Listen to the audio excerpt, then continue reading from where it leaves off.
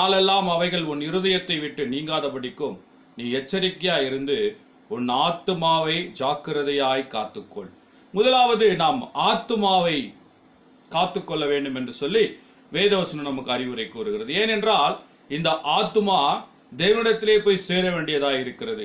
ஆகையினால் இதை காத்துக்கொள்ள வேண்டியது நம்முடைய கடமையாக, நம்முடைய அவசியமாக காணப்படுகிறது. பிரியமானவர்கள், இன்னொரு வசனத்தை கூட நாம் வாசிக்கலாம். நீதிமொழிகள் 19ஆம் அதிகாரம் 16வது வசனம் இப்படி சொல்லுகிறது: கட்டளையை காத்துக்கொள்ளுகிறவன் தன் ஆத்துமாவை காக்கிறான், தன் வழிகளை அவமதிக்கிறவன் சாவான்.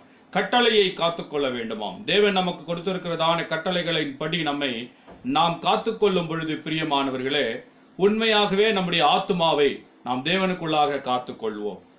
ஆத்துமாவை நாம் காத்துக்கொண்டால் பரலோகத்திலே கொண்டு போய் அந்த ஆத்துமாவை நமக்குள்ளாக உயிர்ப்பித்த தேவனிடத்திலே சேர்க்க தேவன் நமக்கு உதவி